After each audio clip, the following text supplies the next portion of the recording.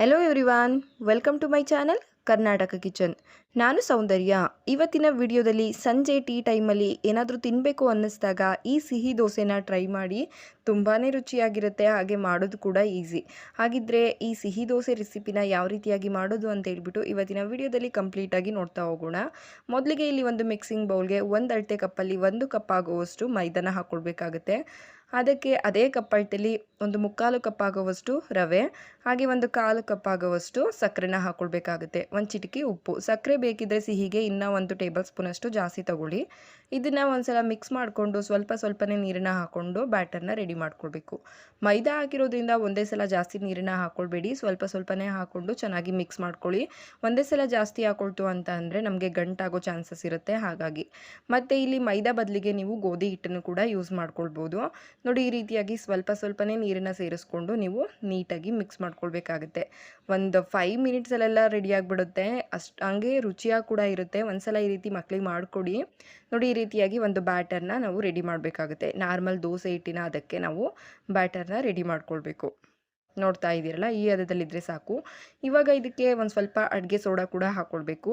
ಅಡುಗೆ ಸೋಡಾ ಹಾಕಿದ ಮೇಲೆ ಚೆನ್ನಾಗಿ ಮಿಕ್ಸ್ ಮಾಡಿಕೊಂಡು ಒಂದು ಲಿಡ್ನ ಕ್ಲೋಸ್ ಮಾಡಿಬಿಟ್ಟು ಇದನ್ನು ಒಂದು 5 ಮಿನಿಟ್ಸ್ ಬಿಡೋಣ. ರವೆ ಅನ್ನೋದು ನಮಗೆ ನೆನಿಬೇಕಲ್ಲ, ಹಾಗಾಗಿ ನೋಡಿ, ಇವಾಗ ಒಂದು 5 ಮಿನಿಟ್ಸ್ ಆದಮೇಲೆ ನಾನು ನಿಮಗೆ ಓಪನ್ ಮಾಡಿ ತೋರಿಸ್ತಾ ಇದ್ದೀನಿ. ರವೆ ಕೂಡ ಚೆನ್ನಾಗಿ ನೆಂದಿರುತ್ತೆ. ಬ್ಯಾಟರ್ ಕೂಡ ಕರೆಕ್ಟಾಗಿ ಒಂದು ಹದದಲ್ಲಿ ಇದೆ.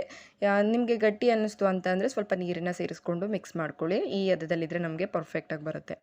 ನಂತರ ನಾವು ಈಗ ಸಿಹಿ ದೋಸೆನ ಹಾಕ್ಕೊಳ್ಳೋಣ. ತುಂಬ ಈಸಿಯಾಗಿ ಮಾಡೋದು, ಹಾಗೆ ಟೇಸ್ಟ್ ಕೂಡ ಚೆನ್ನಾಗಿರುತ್ತೆ. ಇನ್ನೂ ಯಾರು ನನ್ನ ಚಾನಲ್ನ ಸಬ್ಸ್ಕ್ರೈಬ್ ಮಾಡಿಲ್ಲ, ಪ್ಲೀಸ್ ಸಬ್ಸ್ಕ್ರೈಬ್ ಮಾಡ್ಕೊಳ್ಳಿ. ನೋಡಿ, ನಂತರ ಪುಟಾಣಿಯಾಗಿ ಸೆಟ್ ದೋಸೆ ರೀತಿಲಿ ಹಾಕ್ಕೊಂಡ್ರೆ ಆಯಿತು. ಇದ್ರ ಮೇಲ್ಗಡೆ ಸ್ವಲ್ಪ ಬಿಳಿ ಎಳ್ಳನ್ನು ಹಾಕ್ಕೊಳ್ತಾ ಇದ್ದೀನಿ. ಆಪ್ಷನಲ್ ಇದ್ದರೆ ಹಾಕ್ಕೊಳ್ಳಿ, ಇಲ್ಲಾಂದರೆ ಸ್ಕಿಪ್ ಮಾಡ್ಕೊಳ್ಳಿ. ಹಾಗೆ ಕಾಯಿನ ತುರಿದ್ಬಿಟ್ಟು ಕೂಡ ಸೇರಿಸ್ಕೊಳ್ಬೋದು, ಇನ್ನೂ ರುಚಿಯಾಗಿರುತ್ತೆ. ಮೇಲ್ಗಡೆ ಸ್ವಲ್ಪ ತುಪ್ಪ ಅಥವಾ ಎಣ್ಣೆನ ಹಾಕ್ಕೊಳ್ಳಿ.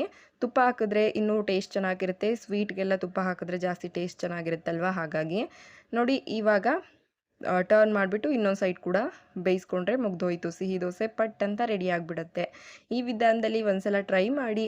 ಹಾಗೆ ನಿಮ್ಗೇನಾದರೂ ಈ ಸಿಹಿ ದೋಸೆ ರೆಸಿಪಿ ಇಷ್ಟ ಆಯಿತು ಅಂತ ಅಂದರೆ ಲೈಕ್, ಶೇರ್, ಕಮೆಂಟ್ ಮಾಡೋದನ್ನ ಮರಿಬೇಡಿ. ನೋಡ್ತಾ ಇದ್ರಲ್ಲ ಎಷ್ಟು ಪರ್ಫೆಕ್ಟಾಗಿ ಬಂದಿದೆ ಅಂತ ಹೇಳ್ಬಿಟ್ಟು. ಇದನ್ನು ಇದ್ರ ಜೊತೆ ತಿನ್ನೋದಕ್ಕೆ ಏನೂ ಬೇಡ, ನಾವು ಹಾಗೆ ತಿನ್ಬೋದು ಸಿಹಿಯಾಗಿರೋದ್ರಿಂದ.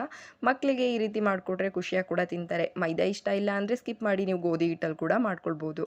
ನೋಡಿದ್ರಲ್ಲ ಎಷ್ಟು ರುಚಿಯಾಗಿರೋವಂಥ ಸಿಹಿ ದೋಸೆ ರೆಡಿಯಾಗಿದೆ ಅಂತ ಹೇಳ್ಬಿಟ್ಟು. ಈ ವಿಡಿಯೋ ನಿಮ್ಮೆಲ್ಲರಿಗೂ ಇಷ್ಟ ಆಗಿದ್ರೆ ಲೈಕ್, ಶೇರ್, ಕಮೆಂಟ್ ಮಾಡೋದ್ರ ಜೊತೆಗೆ ಇನ್ನೂ ಯಾರು ನನ್ನ ಚಾನಲ್ನ ಸಬ್ಸ್ಕ್ರೈಬ್ ಮಾಡದೆ ವಿಡಿಯೋ ನೋಡ್ತಾ ಇದ್ದೀರಾ, ಪ್ಲೀಸ್ ಸಬ್ಸ್ಕ್ರೈಬ್ ಮಾಡ್ಕೊಳ್ಳಿ. Thank you for watching.